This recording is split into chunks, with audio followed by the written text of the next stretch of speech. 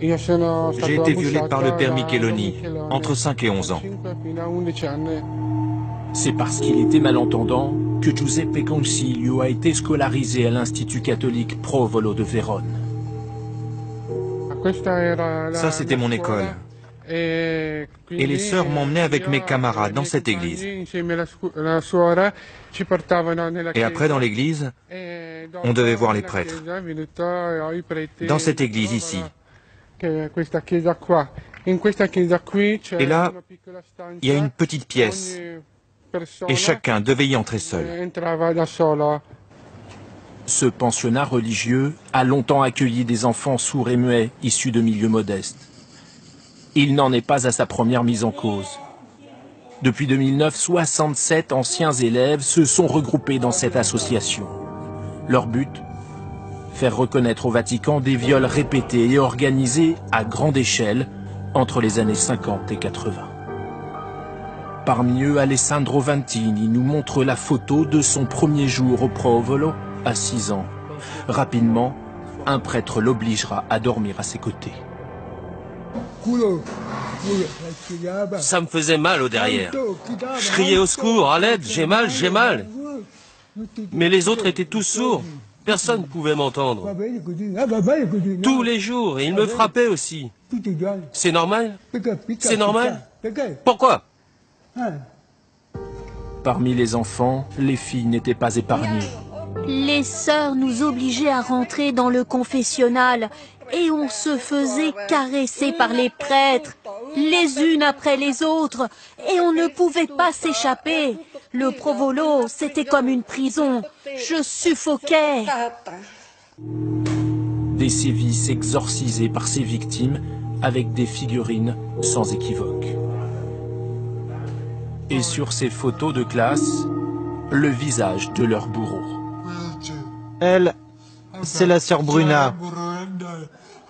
Elle m'a violé de 7 à 14 ans. J'ai aussi été violé par 9 prêtres. Parmi les prêtres mis en cause, le père Eligio Piccoli. À près de 90 ans, il séjourne dans une maison de repos. Il n'exprime aucun remords. À l'entendre, ce n'était pas un crime, mais un simple vice. C'était des rapports sexuels? Oui, oui. C'est-à-dire? Oui, de la sodomie. C'était comme le vice de fumer. Un besoin de se défouler. Et c'est vrai qu'une fois confessé, on a le devoir d'oublier. Les prêtres les plus dangereux du Pro Volo étaient mutés à l'étranger dans d'autres pensionnats de l'Institut.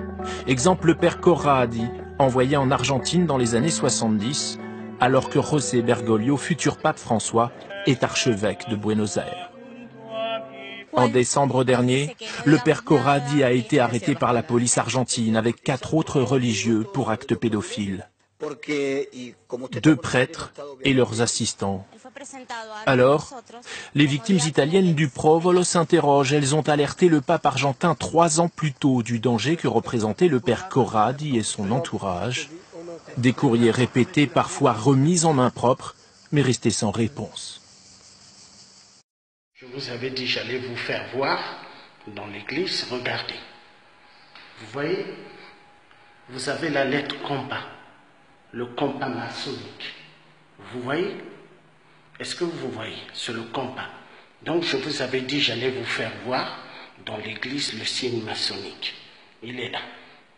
Vous voyez le signe maçonnique? Il est là. C'est le compas. Vous voyez? Le signe maçonnique. À côté de la statuette de la Sainte Vierge Marie, vous avez le signe maçonnique, la loge de France. Vous voyez le signe maçonnique? C'est celui-là, le signe maçonnique. Et vous avez un deuxième là. Vous voyez? Le compas. Ça, c'est le compas, signe maçonnique. Je vous avais dit, j'allais vous faire voir. Vous avez vu? Ça, c'est le signe maçonnique, la loge. Donc, pour vous faire comprendre que vous devez faire attention dans les églises catholiques. Hein? Parce que nous vivons dans un monde très dingue.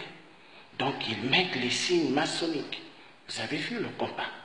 Donc, ceux qui n'ont pas le discernement de Dieu, ils vont venir, ils vont voir que c'est normal cette lettre, mais ils ne savent pas. Ils croient que c'est pour la Sainte Vierge, mais en réalité non. C'est un signe maçonnique. Vous avez vu le compas maçonnique. Voilà. Donc voilà, c'est la lettre que le tiers africain voulait vous faire voir. Vous avez vu, c'est cette lettre que je voulais vous faire voir. Hein? Bon, je vais bien vous le faire voir. Bien vous le faire voir.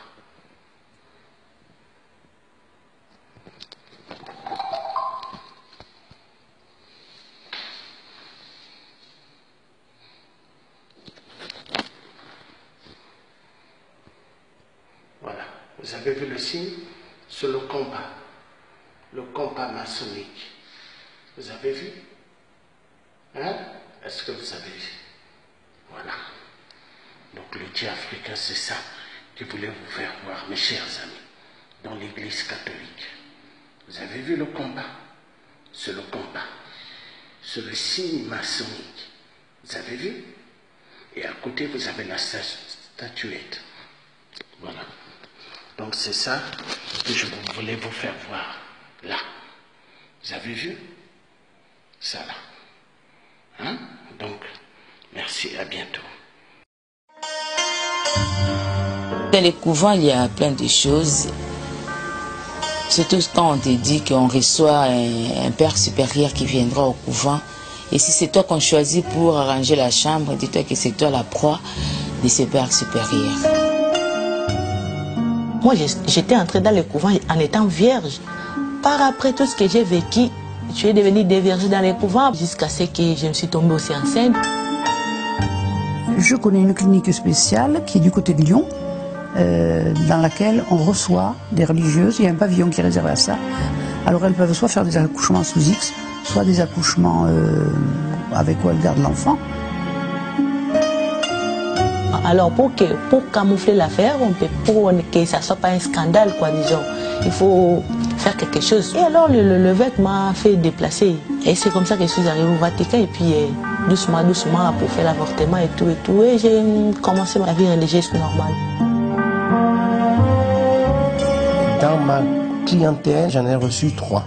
Une première est venue en habit de religieuse, c'est pour me soumettre sa question. Je suis enceinte et, comme vous le savez, je ne peux pas arriver à garder cet enfant.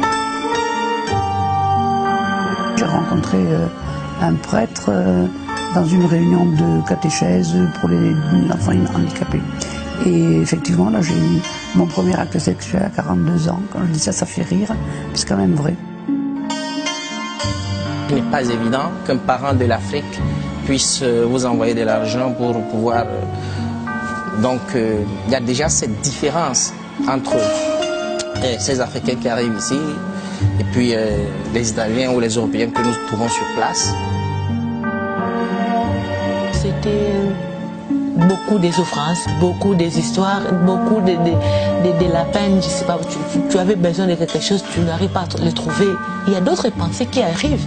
Ici, là où ils m'ont fait venir, je n'arrive pas à trouver ne fût-ce que quelque chose pour changer les vêtements intimes, pour changer les chaussures. Tu vas faire quoi? Tu vas chercher d'autres contacts dehors. C'était une congrégation italienne. Comme on était 8 sœurs africaines, dès le matin, on commence à travailler. Donc les repas, on a seulement quand tu pars dormir.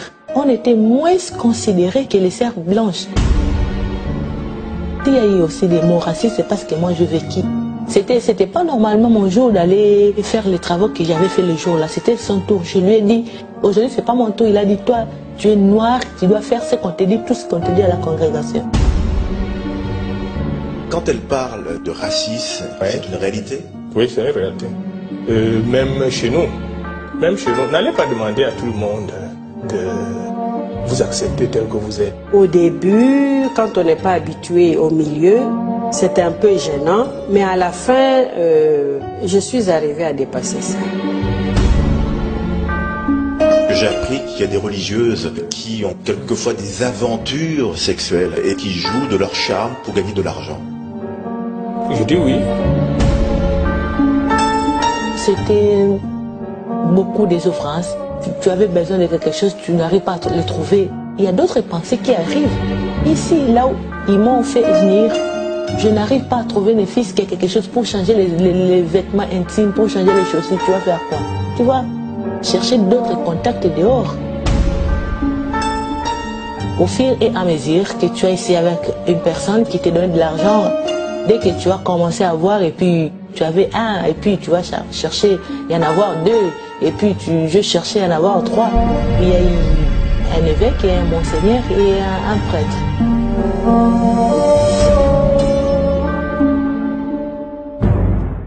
Raciste envers quoi? Envers les Noirs d'Afrique?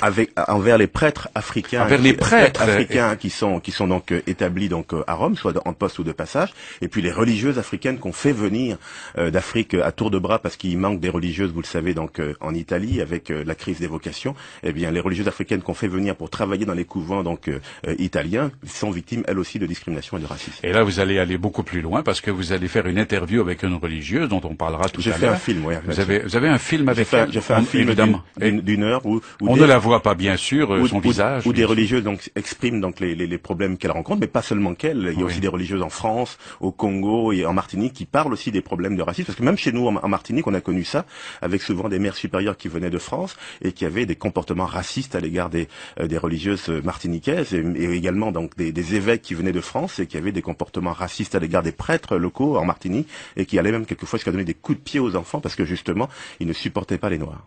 Alors quand vous voyez que le pape d'aujourd'hui voudrait faire béatifier Pie XII, déjà les Juifs ne sont pas très contents. Et ils ont raison, ils ont raison bien sûr, et vous non plus. Mais non, mais nous on n'est pas contents parce que c'était le point de départ de ce livre. Lorsqu'en 2005 j'ai voulu donc faire ce livre, c'est parce qu'une vieille dame italienne qui était sensible à la question des Noirs en Italie m'a remis un document et ça m'a complètement bouleversé. C'était un télégramme qui a été envoyé par l'ambassadeur de Grande-Bretagne auprès du Saint-Siège, auprès du Vatican, en 1944 au commandement allié pour leur dire on ne veut pas qu'il y ait des Noirs qui viennent donc libérer Rome et on ne veut pas qu'il y ait des Noirs donc aux portes du Vatican. Pourquoi? Parce que le pape Pie XII l'exige. Donc là, quand j'ai découvert ce télégramme, j'étais complètement abasourdi et j'ai commencé à enquêter sur Pie XII.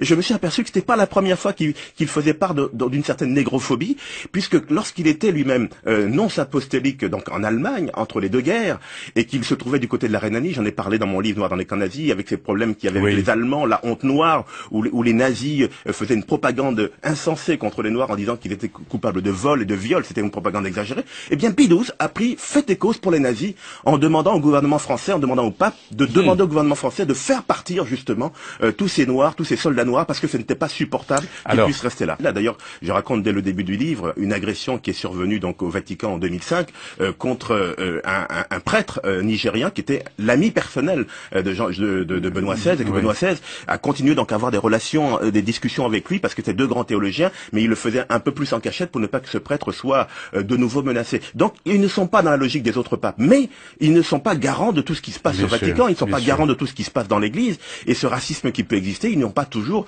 moyen de pouvoir justement donc y mettre fin. Et aussi au problème aussi des papiers. Le problème des papiers. Et donc à un moment donné, il y a des religieuses noires africaines au Vatican sans papier.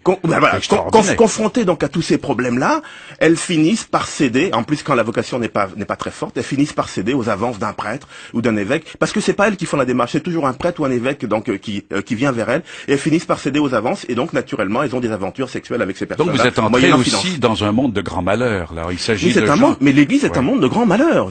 Il faut pas non plus avoir une version idéalisée. Ce que me disait un évêque l'autre jour donc au Vatican, il m'a dit mais l'Église elle est humaine jusqu'à la curie. Et donc à partir du moment où elle est humaine, effectivement, il y a des grands hommes et il y a des hommes qui sont capables de petitesse aussi. Oui, c'est drôle parce que je me disais hier, votre livre s'appelle « Et si Dieu n'aimait pas les Noirs ?» et peut-être qu'un jour on écrira « Et si Dieu n'aimait pas les églises ?» Peut-être, parce que je pense que le problème de beaucoup de catholiques aujourd'hui, et je le vois bien, on a du mal à discuter avec eux parce qu'ils sont toujours dans le dogme, c'est qu'ils font pas la distinction entre l'Église et la foi. La foi est une chose personnelle, qui est un rapport avec Dieu, qui est un rapport qui peut être très fort, et d'ailleurs, un livre comme ça ne doit pas bouleverser tous ceux qui ont une véritable foi. Et puis l'Église, elle est humaine, je le répète encore, et à partir du moment où vous concevez qu'elle est humaine, vous devez concevoir aussi qu'elle est capable de failles. Et vous disiez tout à l'heure par rapport aux sans-papiers, il y a aujourd'hui au Vatican une centaine de prêtres africains qui sont discrimination, sans papier. Mais sans papier, comment se fait-il? Mais oui, parce que ce qu'on ne sait pas, c'est que on demande à tous les prêtres du monde, quelquefois, de venir faire des formations donc de théologie pour approfondir leur connaissance, de venir faire des formations donc au Vatican, à Rome, et donc à l'université. Et donc, pour les Africains qui viennent là, et qui n'ont pas beaucoup d'argent, qui ont une petite bourse de 400 € pour pouvoir vivre, acheter, se loger et se nourrir, ils n'arrivent pas quelquefois à s'en sortir, et qu'est-ce qu'ils font? Comme me disait un prêtre, comme leur McDo à eux, les prêtres, ce sont les messes, eh bien ils vont dire des messes à droite à gauche toute la journée, une messe leur rapporte 50 €. Et donc, à force d'aller dire des messes, eh bien ils vont pas en cours, donc au bout de 2 ans, ils n'arrivent pas à valider leur diplôme. Et plutôt que de rentrer chez eux, ils décident de rester donc en Italie, et là ils deviennent sans papier puisqu'on les met à la porte. Mais ici, Monsieur Billet, on voit des évêques, des prêtres africains noirs venir travailler à Montréal. Oui, parce qu'il n'y a plus de vocation. Parce qu'il n'y a plus de vocation. Mais même Richard Garneau va plus à la messe et à la confesse. Oui, mais le problème qui se pose, et ça on le dit pas, l'Église, elle institue cette discrimination encore plus loin, puisque vous avez des prêtres que vous faites venir, et naturellement, c'est bien parce que ça permet de montrer que l'Église est universelle, mais elle n'est pas si universelle que ça, parce qu'aujourd'hui, qu'est-ce que vous constatez? Il y a des évêques et des cardinaux européens, voire, disons, blancs, en Afrique, mais vous n'avez pas le droit d'avoir des évêques et des cardinaux noirs au Canada ou en France ou en Italie. C'est quand même pas normal, c'est une discrimination. Oui, oui.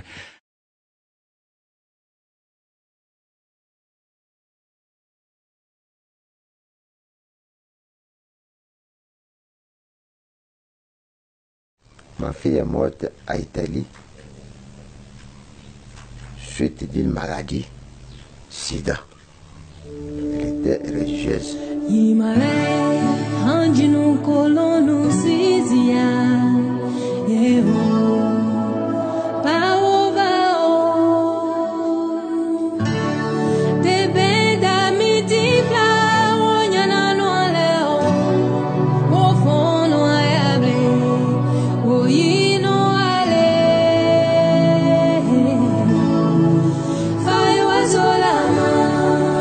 Je viens de l'Afrique, je suis une Africaine.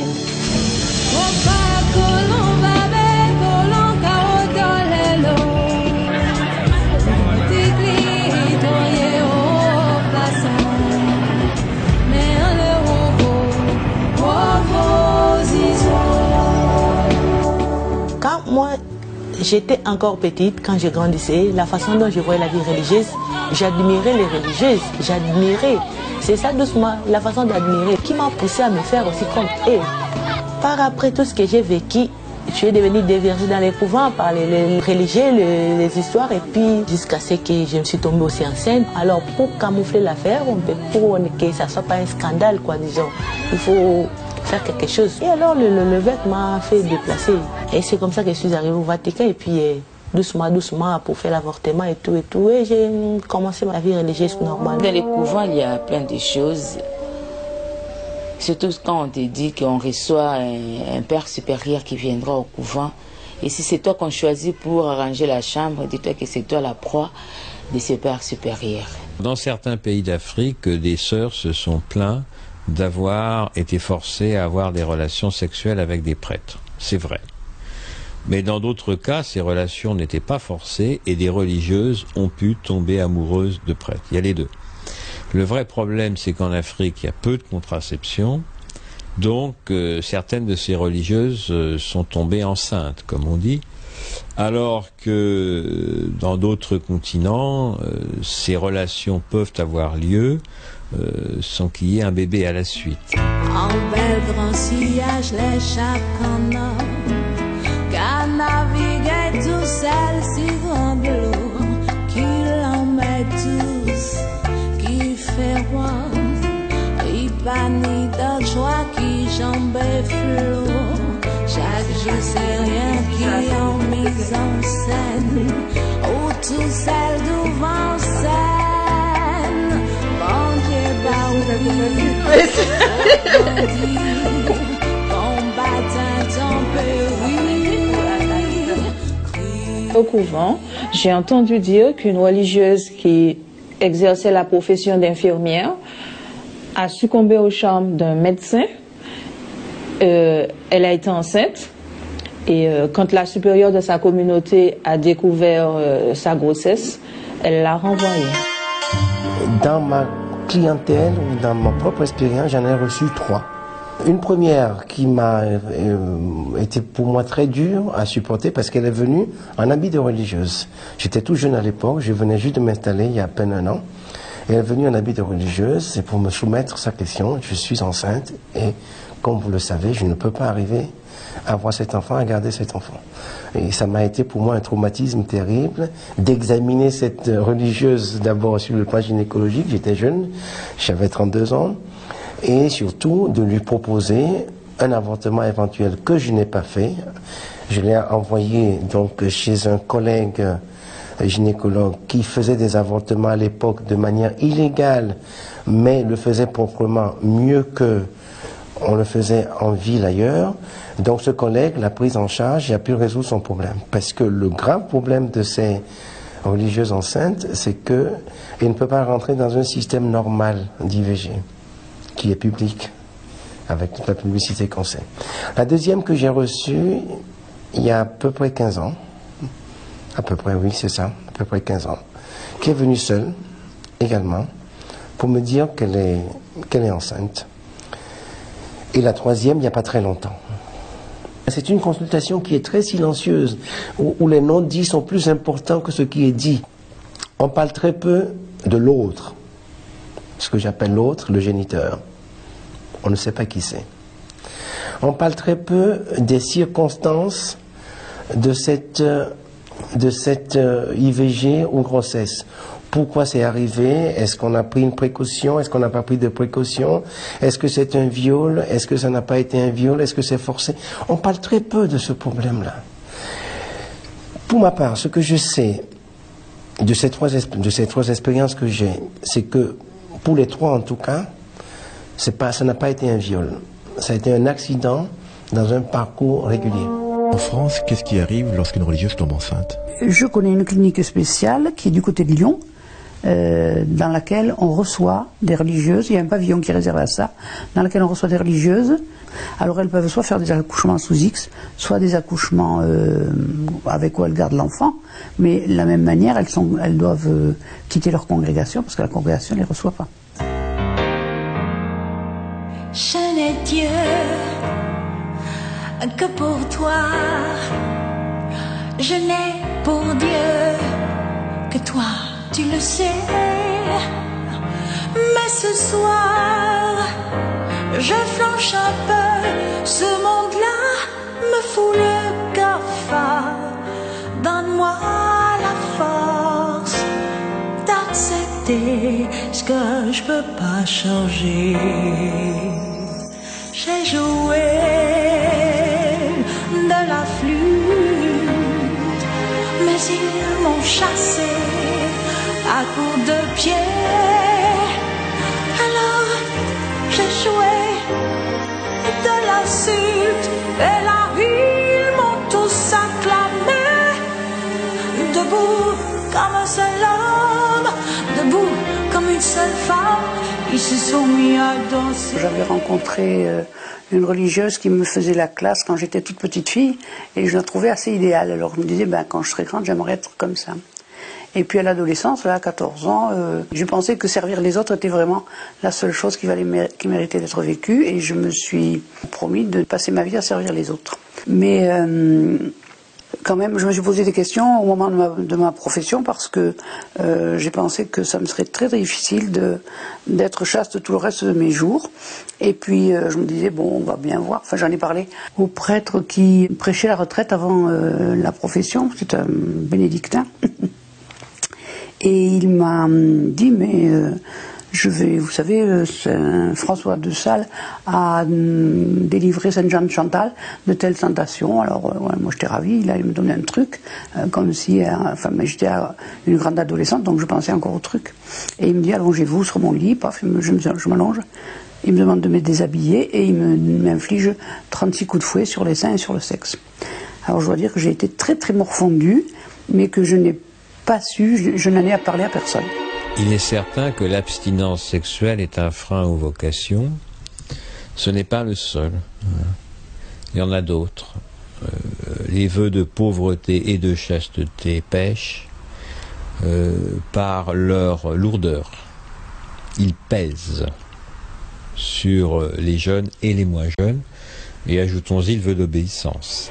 L'obéissance, je trouve qu'elle est intéressante dans la mesure où elle est voulue, évidemment, où elle est discutée, enfin où l'ordre est discuté et discutable, et où on garde un esprit critique. Mais au couvent, on nous supprime l'esprit critique complètement. C'est ça que j'ai trouvé, enfin c'est une des choses que j'ai trouvées les plus difficiles à reconnaître, mais en même temps les plus appauvrissantes. Il y a des mères supérieures qui ressemblent un peu à des tyrans locaux. Mais pas toutes. Il y a des mères supérieures qui sont, je dirais, très ouvertes au dialogue avec leurs jeunes religieuses. Et sœur Emmanuelle a dressé des portraits remarquables de mères supérieures, insupportables, et d'autres très agréables à vivre. Il y a certaines supérieures qui n'acceptent pas que vous mettiez de déodorant. En Martinique, vous transpirez tout le temps.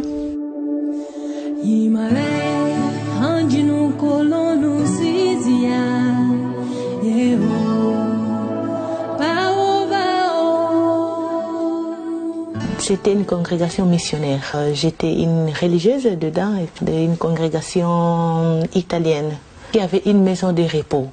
Donc dans cette maison de repos, il y a eu beaucoup de personnes âgées qui étaient dedans. Il y a d'autres qui n'avaient pas de famille, il y a d'autres qui avaient de famille, mais c'était les sœurs, nous les sœurs, les religieuses qui s'occupaient d'eux. On change 3 fois par jour, matin, midi, soir, et puis il faut donner de piqûres à manger et tout. Donc on faisait tout. Comme on était 8 sœurs africaines, dès le matin, on commence à travailler. Donc les repos, on a seulement quand tu pars dormir. On était moins considérés que les sœurs européennes, que les sœurs blanches. Donc ce que nous faisions, c'était plus pur que ce qu'elles faisaient. Et aussi j'étais dans les travaux, mais c'était pas comme nous faisons, dans les petites choses de computers, préparer les petites choses de prière, des choses pour arranger le menu du repas, un peu de choses comme ça. Mais ce que nous faisons, donc, c'était trop dur. Il était évident que lorsque nous arrivons, disons les scénaristes africains, il y avait une espèce de stratification de couches sociales, disons, voilà. Et le scénariste occidental, le scénariste, disons, asiatique, le scénariste africain, et puis c'était une espèce de pyramide. Il y a eu aussi des mots racistes, c'est parce que moi je vécu une de mes concerts qui m'a incité. Bon, il y a eu un peu de compréhension. C'était pas normalement mon jour d'aller faire les travaux que j'avais fait le jour là. C'était son tour. Je lui ai dit avec beaucoup avec la tendresse quoi. Aujourd'hui, c'est pas mon tour. Il a dit, toi, tu es noir, tu dois faire ce qu'on te dit, tout ce qu'on te dit à la congrégation. Il y a une sœur âgée qui m'a raconté que quand elle était novice, la mère supérieure faisait travailler les sœurs noires et les sœurs européennes, les blanches, elles étaient considérées comme des reines. Elles étudiaient, elles étaient servies, quoi. Elles se faisaient servir par les noirs. Il ne faut pas mettre l'Église à côté de la société. L'Église est intégrée à notre société. Et notre société est marquée par justement la colonisation. Elle est marquée par des rapports blancs-noirs, marquée par des rapports de pouvoir entre ceux qui savent et qui viennent d'ailleurs, et puis ceux qui sont ici et qui doivent recevoir. J'ai rencontré des prêtres qui considéraient que les nègres, il fallait les traiter à coups de pied. J'exagère, mais c'est un petit peu ça. J'ai vu des prêtres donner des coups de pied aux petits nègres. J'ai vu des gens, des prêtres d'un certain âge, d'une certaine culture, considérer les Martiniquais qui commençaient à devenir de plus en plus nombreux dans le clergé, considérer certains prêtres comme des minus et leur faisant faire des tâches qui étaient des tâches de courir à droite à gauche, de remplacer à droite à gauche. Bon, ce n'était pas, c'était peut-être à l'époque acceptable, mais je me souviens très bien dans les années 60, 70, où un certain nombre de prêtres se sont rebellés, qui se sont opposés à notre évêque de l'époque, c'était Monseigneur de la Brunelière, et pour dire qu'ils méritaient le respect et qu'ils n'étaient pas là pour être considérés comme des sous-produits. Pour la santé, c'était aussi un problème. Donc, quand tu tombes malade, tu dois travailler. Tu es là pour travailler. Si tu tombes malade, qui va faire ton tâche? Pour qu'ils te soignent comme il faut, c'était pas rapidement.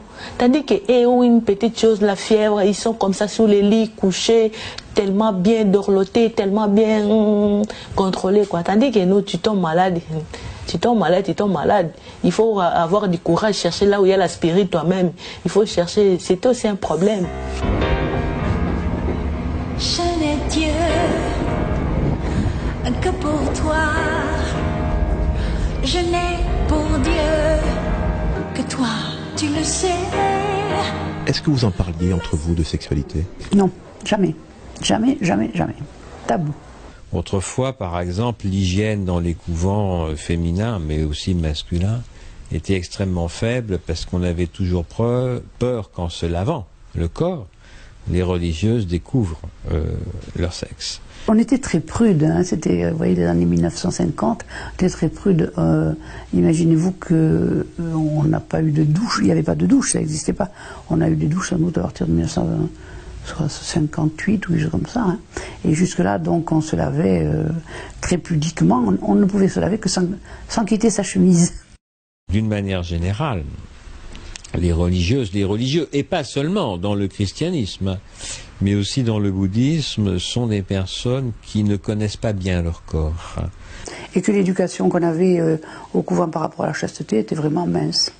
La seule chose, vraiment la seule chose qu'on nous a dite au moment de nous parler de la chasteté, on nous a dit vous ne connaîtrez pas les plaisirs du mariage, mais vous n'en connaîtrez pas les grandes souffrances. Terminé. Donc, il fallait que chacune se débrouille avec ses moyens, quoi. Moi, j'ai essayé d'oublier tout ça et je me suis lancée à corps perdu dans mon travail. En ce qui concerne la chasteté, je veux dire que je n'ai pas eu de soucis par rapport à ça. Mais je tiens à souligner un point. Une femme reste toujours une femme, avec ses envies, avec ses angoisses, avec tout ce qu'elle est. Elle est pleinement femme. C'est pas parce qu'on est religieuse qu'on est diminué en quelque part. Mais on a une vie tellement remplie, tellement donnée, tellement vouée au Seigneur un petit peu, parce que c'est ce qu'on cherche qu'on a dans la vie religieuse, c'est servir Dieu avant tout. Et cette vie, elle est tellement pleine qu'au fait que le vœu de chasteté, c'est pas un problème, parce que même si on a des attraits, même si on a des envies, mais ces envies-là sont présentées au Seigneur, et je veux dire que ça passe. Je veux pas dire que ça passe comme une lettre à la poste. On les gère, on arrive à gérer ses envies. Comment est-ce qu'elles assouvissent ce désir? Souvent, c'est la masturbation, et ça, elle nous en parle. Elle nous en parle. Un certain homme nous en parle de manière très claire, pour nous demander est-ce que ça entraîne des maladies, est-ce que c'est mauvais. On en discute clairement et on tend souvent à les rassurer que la masturbation, comme on le croit souvent, n'entraîne pas des cancers, des choses de ce genre. Donc elles sont rassurées sur ce point.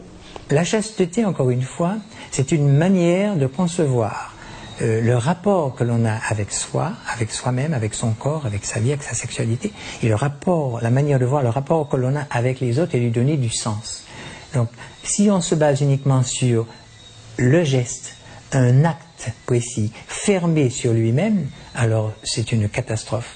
Alors on peut dire oui, ils ne respectent pas la chasteté, mais il peut y avoir des gens qui respectent leur chasteté, même s'il leur arrive de se masturber. Alors, ce que je dis là, est quelque part provocateur, parce que ça ne correspond pas du tout à ce que notre Église souhaite. Mais le rôle de cette Église, c'est précisément d'ouvrir les choses vers une utopie, de pousser les hommes à aller beaucoup plus loin, de chercher à être meilleur, de chercher à être bon. Et lorsque la chasteté peut aider quelqu'un à s'ouvrir, à s'enrichir et à se donner aux autres, tant mieux. Mais parfois, la chasteté ne s'ouvre pas dans cette dimension-là, et parfois vous faites de vous des gens aigris, des gens qui sont mal dans leur peau, et des gens qui se culpabilisent, et qui, dans cette culpabilité-là, il n'y a pas d'épanouissement. Il y a un autre problème qu'il faut bien soulever, qui est celui de l'âge des religieuses ayant des désirs. On peut penser aux religieuses d'âge mûr, et à ce moment-là se pose un autre problème, c'est celles qui ont le regret de ne pas avoir d'enfants. Peut-être pour une femme, ne pas avoir d'enfant parce qu'on est entré au couvent, c'est un sacrifice au moins aussi grand que de ne pas avoir d'homme. Je me disais que certainement un jour j'aurais envie d'avoir des enfants, parce que bon, j'avais quand même eu tout le temps des enfants autour de moi, que ce soit à la maison, mes petits frères et sœurs, et puis les neveux qui commençaient à être là, mais ça me paraissait très difficile.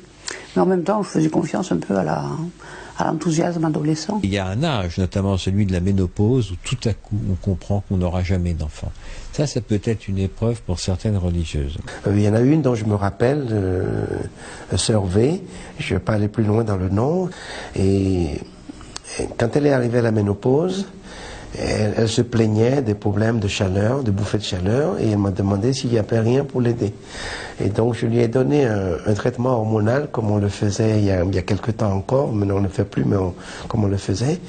Et je lui ai dit de revenir me voir 3 mois après. Et au bout de 3 mois, elle est revenue me voir en disant le traitement est merveilleux, les bouffées de chaleur sont parties, mais mes désirs ont quintuplé et je ne sais pas comment les assouvir.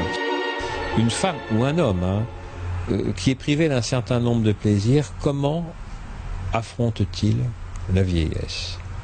C'est pas simple. La solitude affective peut poser des problèmes dans le grand âge. J'ai connu un moine bénédictin qui a quitté son monastère après la soixantaine. Lui, il était homosexuel, il voulait connaître l'amour.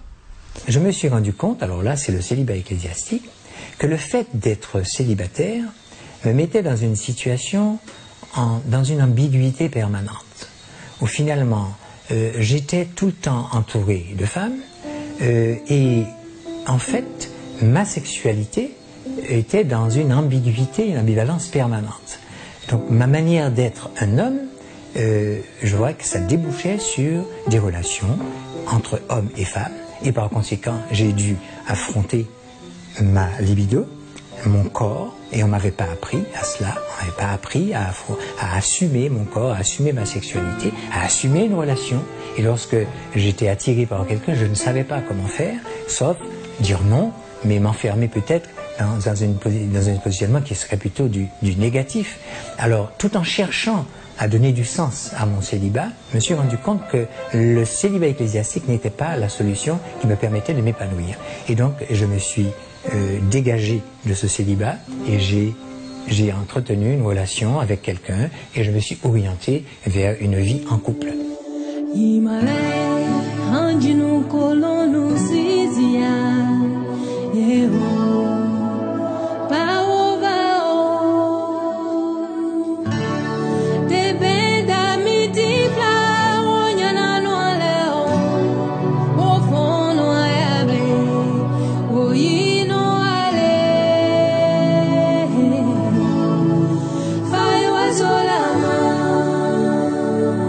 Les sœurs italiennes et même les travaux qu'elles ne peuvent pas faire, c'est ça qu'ils cherchent le filles en Afrique, les sœurs en Afrique, les jeunes sœurs en Afrique, pour qu'ils viennent faire les travaux qu'elles-mêmes ne peuvent pas faire ça. Vous voyez le plus souvent les religieuses occidentales ou italiennes, pour le cas précis de l'Italie, pour la plupart, elles ont un certain âge. Et les jeunes qui arrivent de l'Afrique, bon, il y a une question de conflit de génération. Et ce n'est pas toujours évident de le gérer de manière si facile, non? Au départ, on nous avait dit que nous venions dans la vie religieuse, nous allons être bien sur tous les plans économiques, les plans spirituels, donc tous les plans, disons. C'est trop facile à dire parfois, non? Que beaucoup viennent pour des raisons économiques. L'essentiel, c'est quoi? C'est que faut savoir peut-être pourquoi certaines, à un moment donné, changent d'idée, des motivations pour lesquelles elles changent d'idée. Donc, pour la plupart, je crois, celles que j'ai rencontrées, m'ont plutôt dit qu'elles venaient avec pleine de vocation, pleine de convaincues de leur état de religieuse. Je prends mon cas personnel. J'étais venu avec toutes mes convictions. Et je crois que c'est l'histoire, puis en évoluant dans la chose, ses convictions personnelles, on change un peu, on réordonne ses idées, et puis ces projets, on les refait, on les ajourne, c'est un peu ça la question de fond.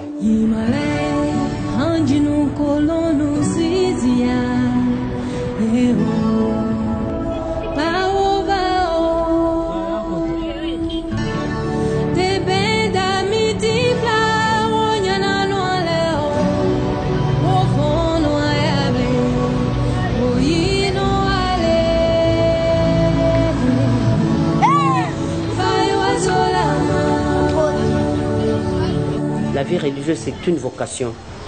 Tout comme le mariage est aussi une vocation. Si vous vous mariez ou vous vous êtes marié avec l'idée de divorcer un jour, à quoi bon vous marier? Alors, nous entrons au couvent, et quand nous entrons au couvent, c'est pour y rester, définitivement.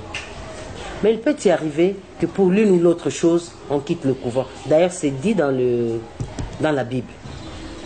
Beaucoup sont appelés et peu sont élus. Je vous salue Marie, pleine de grâce, le Seigneur est avec vous. Vous êtes bénie entre toutes les femmes et Jésus, le fruit de vos entrailles, est béni.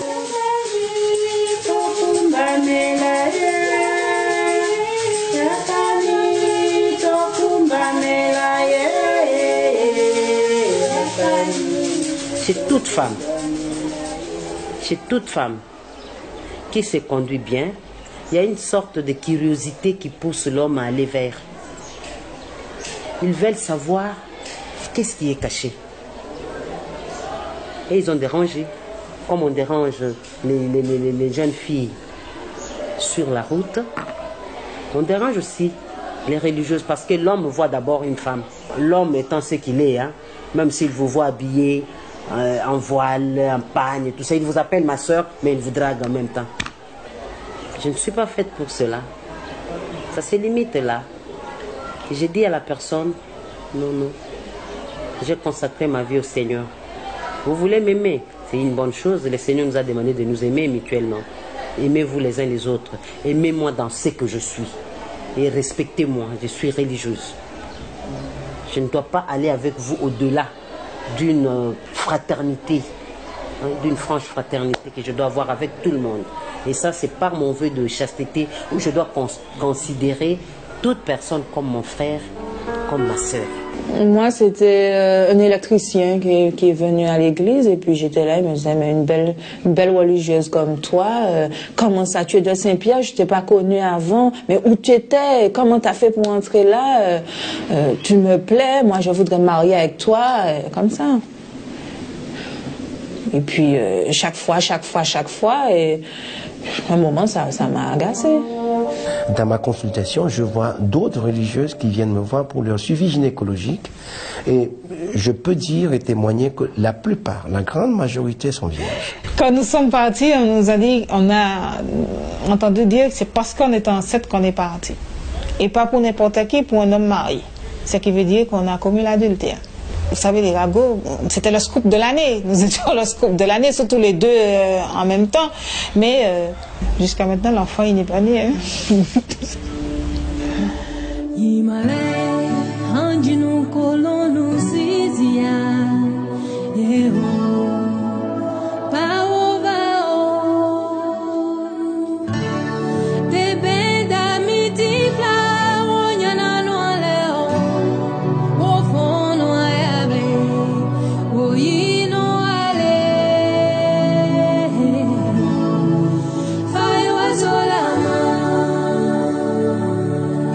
Est-ce que vous étiez payé pour le travail que vous faisiez?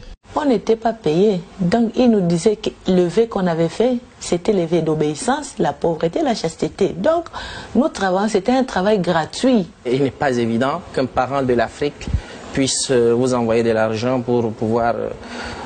Donc, il y a déjà cette différence entre ces Africains qui arrivent ici et puis les Italiens ou les Européens que nous trouvons sur place. Nous ne pouvons pas nous mesurer. Il y a un très grand fossé qui les sépare. Pour téléphoner, il faut chercher les voies et moyens, faire un téléphone en cachette et tout. Tandis que les religieuses européennes, elles avaient des téléphones qui coûtaient bien de 200 €, des plis de ceci. Et nous, on portait des choses usées déjà. Les choses usées, puis des voiles qu'on mettait pour eux, ils toujours étaient propres. Et comment s'est fait le glissement à partir de ce que vous vivez dans la congrégation pour arriver vers les hommes? C'était beaucoup des souffrances, beaucoup des histoires, beaucoup de la peine, je sais pas, tu avais besoin de quelque chose, tu n'arrives pas à le trouver. Il y a d'autres pensées qui arrivent. Ici, là où ils m'ont fait venir, je n'arrive pas à trouver ne fût-ce que quelque chose pour changer les vêtements intimes, pour changer les chaussures. Tu vas faire quoi? Tu vois, chercher d'autres contacts dehors. Donc c'est tout ça qui vous a emmené petit à petit à la prostitution? Effectivement. C'était un jour, on s'est rencontrés avec un évêque. Moi, j'ai expliqué mon problème, la souffrance c'est qu'on vit dans les couvents. Et puis moi, j'ai exposé mon problème doucement, doucement. On commence à avoir un peu de contact, oui, de temps à autre. Si on te laisse sortir, tu sors et puis on se voit. Et doucement, doucement, c'est ça qui ça. Qui vous a fait des avances? Effectivement, oui, effectivement. Et vous le rencontriez où? On s'est rencontrés en dehors de la communauté, disons, en dehors de la communauté. Et toujours. C'était facile de sortir? Oui, c'était facile parce que quand toi, tu finis la tâche de la communauté, que tu as bien arrangé aussi ton programme, que tu vois que tel jour j'ai un rendez-vous avec une personne et puis ça passait. Et comment il se comportait avec vous? Si, bon, il s'est comporté bien parce qu'eux aussi savaient que comme je suis religieuse, donc je ne peux pas dire. Il faut vivre à la discrétion, toujours. Il ne faut pas dévoiler des trucs de l'église parce que les choses de l'église, on consomme l'église, on le met toujours dedans. Donc il me disait comme ça un peu, il ne faut pas dire de ces histoires comme ça, il ne faut pas dire. Et puis... Et il vous donnait de l'argent? Il me donnait de l'argent, oui, beaucoup de l'argent même me donnait. Et puis c'est ça qui m'aidait aussi à m'en sortir, acheter des choses que j'avais besoin. C'était combien? Des fois de 700 €, les 500 €, les 800, les 1000. Donc il me donnait... Chaque fois qu'il vous voyait? C'est chaque fois on sortait, oui. Chaque fois on sortait, il me donnait de l'argent. Et vous faisiez quoi avec cet argent? Avec cet argent-là, bon, moi j'ai aidé aussi chez moi, j'ai aidé ma famille, j'ai aidé mes sœurs qui étudiaient, puis ma mère qui était toujours malade, je lui envoyais de l'argent pour se faire soigner, puis c'est comme ça pour aider ma famille. Mais vos parents ne savaient pas? Ils ne savaient pas, oui. C'est que l'aventure que moi je faisais de la vie religieuse, donc c'est ça. Il peut être évident qu'au sein de l'Église se cache aussi le démon. C'est une évidence. Parce que pour mieux combattre son adversaire, il faut rentrer, n'est-ce pas, dans son propre terrain. Au fur et à mesure que tu as essayé avec une personne qui te donne de l'argent, dès que tu as commencé à voir, et puis tu avais un, et puis tu vas chercher et en avoir deux, et puis je cherchais à en avoir trois. Il y a eu un évêque et un monseigneur et un prêtre. C'était, disons, un Africain et les deux autres, c'était des Européens, un Français et puis un Italien. On savait très pertinemment qu'il y en avait quelques-unes qui avaient des relations avec les prêtres des villages voisins. Mais c'était des sœurs qui pouvaient se permettre de prendre une voiture et d'aller les voir ou les rencontrer quand elles voulaient, quoi. Il fallait donc un certain nombre de moyens. On en riait beaucoup parce que il y en avait une un jour qui se confessait et puis l'aumônier était sourd. Alors il lui disait: vous savez que vous méritez l'enfer? Oui, mon père. Vous savez que vous ne devez pas recommencer? Oui, mon père. Alors on entendait ça du fond de la chapelle, on riait. C'est à partir du IVe siècle et du XIe siècle qu'on a décidé que le célibat était... Mais avant, les prêtres étaient mariés, les évêques étaient mariés, et c'est au fur et à mesure qu'on a fini par demander aux prêtres et aux évêques de quitter leurs femmes. C'est grave ça, mais ça c'est une époque. Et après, on a imposé le célibat ecclésiastique en disant: si vous voulez être prêtre, il faut être célibataire. Et on a essayé d'ailleurs de faire un lien avec l'Évangile pour trouver des arguments dans l'Évangile pour justifier le célibat ecclésiastique. Parce que ce n'est pas une petite affaire de pouvoir dire: voilà, les prêtres aujourd'hui vont se marier, mais comment est-ce qu'on va faire vivre ces gens-là? Comment on va faire vivre leur famille? Et puis comment est-ce que l'Église va faire face aux problèmes que ça va entraîner sur le plan matériel, sur le plan même... Et il y a des prêtres, s'ils se marient, ils peuvent divorcer aussi. Et ils peuvent se remarier, il peut y avoir des familles recomposées. Comment l'Église va faire face à cela alors que l'Église refuse le divorce? Ils disent que le divorce vous met dans un état à côté. Je sais que je suis passée à l'acte avec un prêtre juste à la veille de sortir de mon couvent, 3 mois avant de partir, parce que déjà j'avais posé ma demande, j'avais prévenu ma supérieure que j'allais quitter le couvent. Elle m'avait demandé de réfléchir encore 1 an, et au cours de l'année, j'ai rencontré un prêtre dans une réunion de catéchèse pour les enfants handicapés. Et effectivement, là, j'ai eu mon premier acte sexuel à 42 ans. Quand je dis ça, ça fait rire, c'est quand même vrai. Et jusque-là, j'avais pas du tout recherché, même pas le plaisir solitaire, parce que c'était des choses que ça ne me venait pas à l'esprit, quoi. J'étais très dans mon action tout le temps, et c'est seulement quand j'ai été très mal par rapport à l'autorité, parce qu'en fait, je suis sortie du couvent non pas par rapport à la chasteté, mais par rapport à l'autorité. J'étais déjà dans dégoût de la vie religieuse. Donc j'avais déjà vraiment l'intention de partir. J'avais déjà demandé de me chercher un appartement. Et là, je vais dire ça. Je suis tombée sur un homme qui est venu rendre service, faire des petits travaux. Et puis, bon... Ça a commencé comme ça. Et on a cheminé ensemble, et jusqu'à ce qu'on concrétise notre amour par le mariage. Je pense qu'il ne faudrait pas que les gens se mettent à juger ceux qui, demain ou aujourd'hui, ont décidé de changer, comme les religieuses qui ont décidé de changer. Si elles ont changé et qu'elles pensent qu'il faut entretenir une autre manière d'être ou faire en sorte qu'elles vivent autre chose, il ne faut pas qu'elles soient rejetées, exclues, jugées et considérées comme des renégats, que ce soit des prêtres, que ce soit des religieuses. Il faudrait que justement, dans le cadre de notre Église, ce soit considéré comme faisant partie de la réalité et que les personnes qui ne peuvent pas vivre une vie de célibataire puissent chercher à vivre autrement, même s'ils sont prêtres, même s'ils sont religieuses, qu'ils puissent vivre autrement leur mission que dans le cadre du statut ecclésiastique.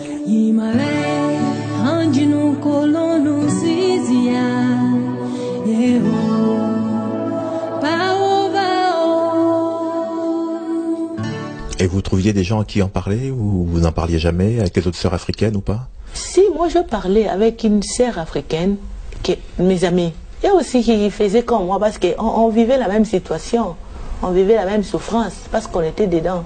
Et il y en avait aussi d'autres religieuses européennes qui faisaient ça, mais avec beaucoup de discrétion, que personne ne peut savoir que c'est comme ça l'Église. Quand tu fais quelque chose, il faut savoir bien faire pour que ça ne soit pas un scandale.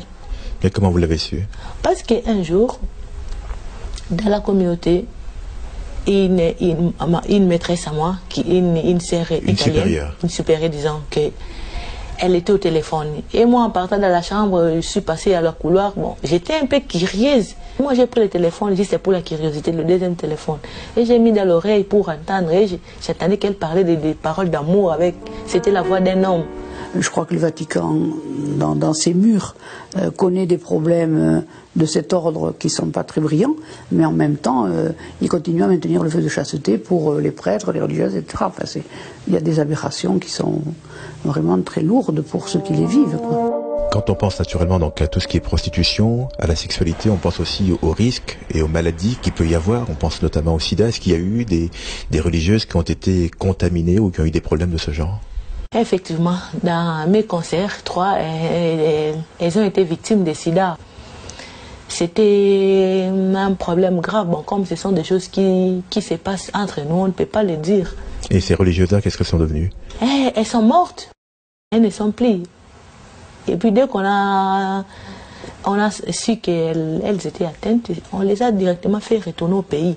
Pour que ça ne soit pas une chose scandale quoi, dans l'église. Et c'était comme ça.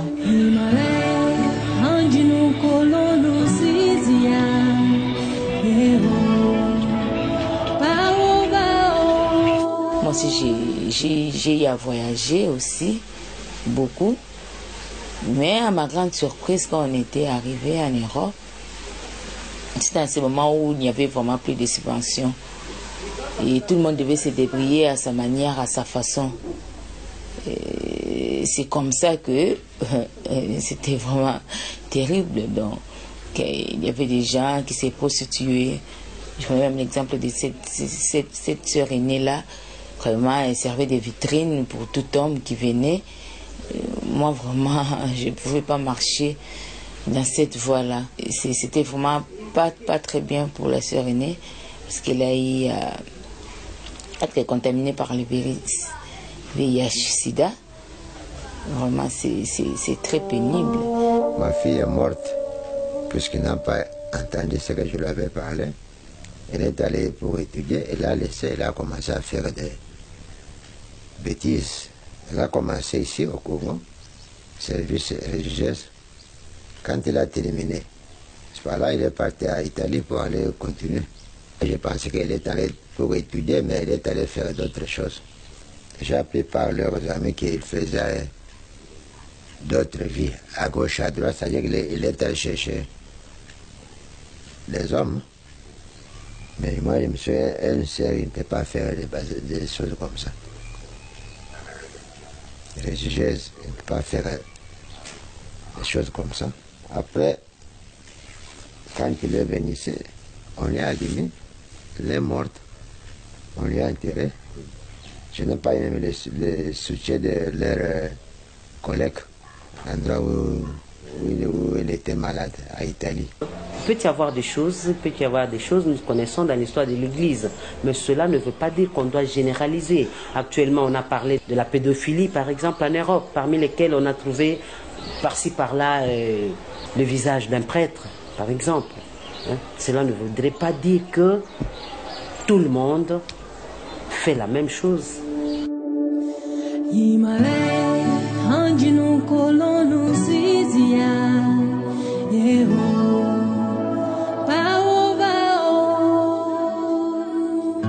Vous étiez religieuse et vous étiez dans la prostitution. Comment vous viviez ça? D'une part, ça me faisait de la peine, quoi. Mais dans la souffrance, tu peux être emporté de faire de n'importe quoi. Si tu ne trouves pas les chemins pour s'en sortir, tu regardes gauche-droite, tu trouves rien, tu vas faire quoi? Tu peux faire de n'importe quoi. Quand on est jeune séminariste ou jeune religieuse, il est évident que l'un ou l'autre soit approché par un homme ou une femme. Mais je crois en fait que c'est une question personnelle, une question de formation, de caractère et puis d'éducation de tout un chacun. Et il y en a qui repoussent, qui bloquent absolument cette tentation, je l'appelle comme ça parce que c'en est une, puisque c'est deux idéaux différents. Dans la vie religieuse, il y a tant de choses encore, c'est encore en cachette, on ne peut pas faire sortir. Mais doucement, doucement, les choses, ça sortira. Parce que la vie religieuse, nous ne vivons pas la chasteté, y compris entre nous les femmes. Est-ce qu'elle vous avoue quelquefois des cas d'homosexualité? Oui. Ça, oui. Nombreux ou pas? Oh, c'est difficile de faire des statistiques parce que là, on est dans des cas individuels. Ça, oui, il y en a qui nous en parlent, oui, bien sûr. Et elles vous disent à quoi c'est dû? Si c'était un penchant naturel ou c'est par la force des choses? Oh, c'est souvent par la force des choses. Par la force des choses, elles sont entre elles. Elles n'ont pas l'occasion de rencontres extérieures. Donc souvent, quand les choses se passent, c'est à l'intérieur de l'institution. Pour l'homosexualité, je peux vous garantir que je n'ai jamais été témoin de rien. Je n'ai jamais rien perçu. Mais quand je suis sortie, après, j'ai reconnu que certaines que certaines personnes, effectivement, devaient avoir des relations homosexuelles. Et après, j'ai su que réellement, il y en avait. Mais pendant que j'y étais, je ne l'ai pas perçu parce que je n'étais pas attentive à ça et que ce n'était pas quelque chose qui m'intéressait particulièrement ou qui me gênait. Mais quand je suis sortie du couvent, j'ai été étonnée moi-même d'apprendre qu'une telle et une telle pouvaient avoir des relations sexuelles. Combien de temps vous êtes resté dans la congrégation et quand est-ce que vous êtes parti et pourquoi vous êtes parti? 3 ans, disons. Que je suis restée dans la congrégation, c'était trop, c'est trop. J'étais tellement épuisée, trop fatiguée. Et combiner les doubles vies, j'étais trop fatiguée et je me sentais aussi mal. Et j'ai décidé de quitter le couvent. J'en connais plus ou moins 10 religieuses qui ont laissé le couvent. Et pour des raisons bien différentes l'une et l'autre. Quelques-unes parce qu'elles avaient, c'était des problèmes économiques, n'arrivaient pas à satisfaire leurs besoins. D'autres, à cause effectivement des rapports interpersonnels au sein de la communauté et n'arrivant pas à gérer tous ces conflits, elles ont préféré se retirer. D'autres encore, peut-être parce qu'elles n'ont pas été satisfaites, leur attente n'était pas, disons, le jeu ne valait pas la chandelle, il fallait bien chercher ailleurs, faire autre chose. On est quand même très nombreux à avoir quitté le couvent, on est 6000 en France à avoir quitté les congrégations, il y a 4000 prêtres, donc on est quand même 10 000 à avoir quitté l'institution, ça fait du monde. Hein. Alors, un peut se tromper et 10 000, c'est quand même difficile, quoi. Et c'est ça qui est un peu effrayant, c'est que ça ne remette pas l'Église en question. Et alors, la chose qui est plus mal, quand une Africaine, tu quittes la vie religieuse comme ça, les sœurs t'arrachent les documents, t'arrachent le papier de séjour et tu es resté tu es devenu clandestine. C'est tout un problème. Tout un problème, disons. Et comment vous en sortez alors? Si tu n'as pas de papier, c'est difficile. C'est difficile, tu es obligé de recourir toujours à un évêque qui pourra t'aider. Parce qu'en plus, l'évêque là ne peut pas t'aider gratuit. Il faut qu'il cherche quelque chose à manger, il faut lui donner ce qu'il te demandera. Le seul boulot qu'elle peut faire, c'est des ménages ou les services de propreté, pour la plupart. Parce que, on va te dire, mais qu'est-ce que tu vas nous apporter comme connaissances technologiques ou techniques? Et puis, bon, ça fait un déphasage au niveau de... Ils ne sont pas habitués à ceci. Il faut se refaire une vie. C'est pas facile. Et beaucoup en sortent un peu dépressés parce qu'il faut reconquérir. C'est comme un enfant qui apprend à peine à marcher. Je faisais des petites choses que... La cuisinière, quoi. J'ai préparé dans un collège des enfants. Et puis... Dans des petits jobs que je faisais, quand tu traites quelque chose par des connaissances, avec des centres pour le travail, j'ai mis des demandes et puis c'est comme ça. J'ai eu de la chance, parce que comme j'avais une profession et que je l'exerçais, j'ai continué à l'exercer dans le milieu sans que les gens sachent qu'il y avait un changement fondamental chez moi. Ils n'ont pas su. J'étais éducatrice spécialisée et j'avais un beau salaire, mais il y en a beaucoup d'autres pour qui ça a été horrible. Je connais des sœurs qu'on a mis dehors et qui ont passé la nuit dehors avec 1 franc en poche, sans savoir où aller, avec leur costume religieux, sans savoir comment quitter leur costume et en chercher un autre. Affreux. Et j'en ai connu d'autres alors qui ont dû se prostituer pour retrouver du travail, enfin pour pouvoir gagner leur vie. J'en connais 3 particulièrement qui se prostituaient du côté de Biarritz et qui, elles n'avaient pas d'autre solution. Elles n'ont pas trouvé d'autre solution. Et aujourd'hui, votre vie, c'est quoi? Donc aujourd'hui, moi, je me suis mariée. J'ai trouvé un bon mari, un Italien. Maintenant, j'ai recommencé la vie, la vie à zéro, quoi. C'est-à-dire, il faut s'adapter à vivre avec le mari et tout et tout. Je n'ai Dieu que pour toi. Je n'ai pour Dieu que toi, tu le sais. Mais ce soir, je flanche un peu. Ce monde-là me fout le cafard. Donne-moi la force d'accepter ce que je peux pas changer. Quand j'ai quitté le couvent, c'est vrai que les hommes, pour moi, c'est pas facile à regarder en face. Hein. Parce que tous les hommes, pour moi, étaient un peu des violeurs, quoi. Parce que ce prêtre m'avait blessé dans mon sexe, et puis après, en y réfléchissant, je me disais, je vois pas pourquoi il a eu ce comportement-là. Ça n'a rien changé de toute façon à ma vie, et je ne vois pas comment il a pu se permettre ça, si ce n'est qu'il avait il aurait eu envie d'avoir une relation sexuelle avec moi, c'est tout. Parce que me faire remettre nu sur son lit, et je vois pas trop quel intérêt il pouvait y trouver autrement.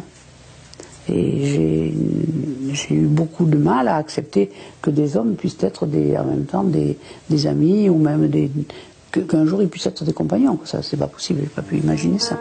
Et à votre mari, vous lui avez raconté tout ça ou bien vous n'avez pas voulu? Mon mari, il n'aime pas l'église catholique parce qu'il sait les aventures. Parce que mon mari, lui, il a été aussi sollicité avec un prêtre gay, donc un prêtre italien. Donc lui, avec des choses de la vie religieuse, il n'aime pas. Moi, je crois en Jésus-Christ ressuscité, mais je ne peux pas adhérer au discours de l'Église.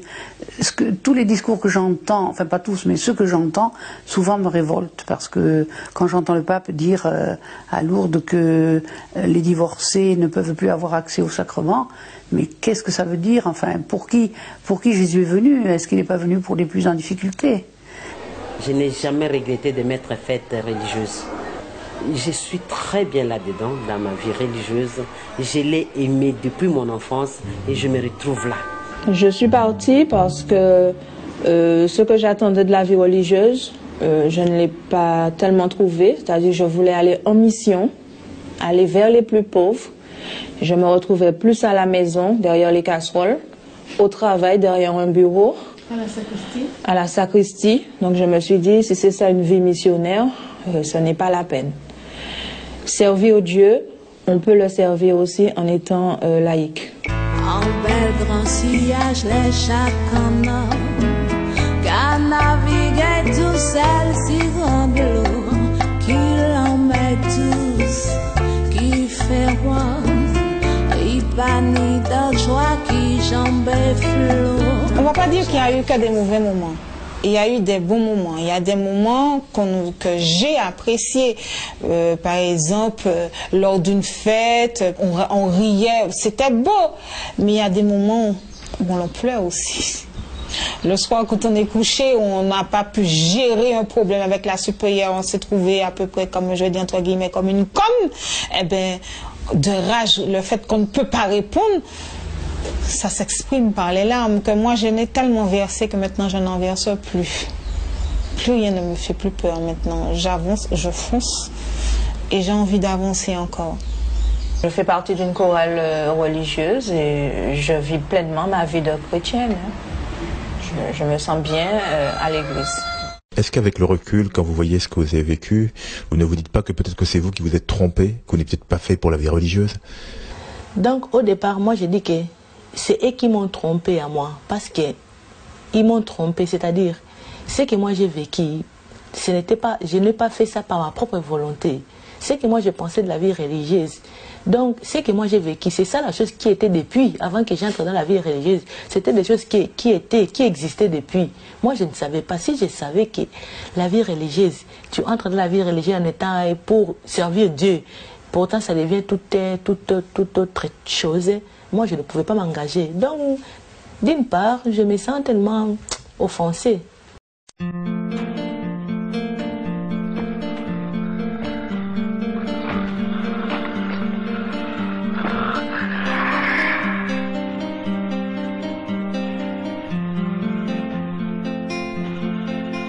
Tu marches comme un aveugle qui ne sait pas où il va. Tu marches comme un sourd qui n'entend rien du tout. Tu t'en fous de Dieu, tu te moques de sa Bible, mais un jour, tu couleras des larmes pour tout cela. Tu vas couler des larmes, tu vas pleurer un jour. Dis-moi si tu mourrais ce soir, mais que diras-tu à Dieu? Si tu mourrais demain, que diras-tu à Dieu? Mais si tu mourrais ce soir, que diras-tu à Dieu? Si tu mourrais demain, que diras-tu à Dieu?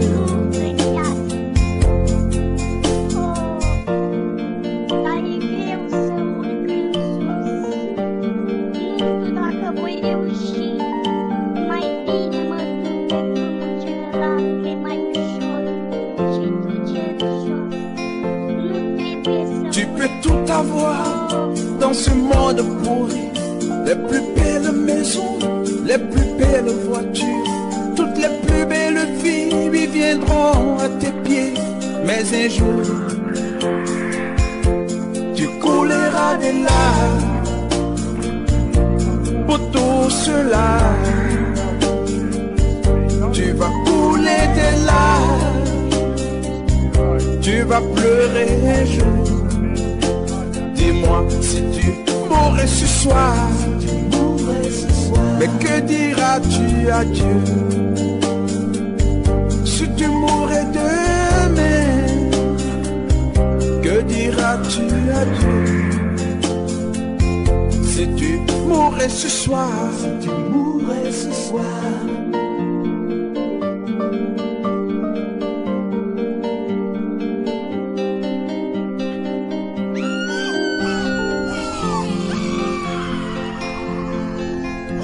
marches comme un aveugle qui ne sait pas où il va. Tu marches comme un sourd qui n'entend rien du tout. Tu t'en fous des dieux, tu te moques de sa Bible, Mais un jour, tu couleras de larmes pour tout cela. Tu vas couler de larmes, tu vas pleurer un jour. Dis-moi, si tu mourrais ce soir,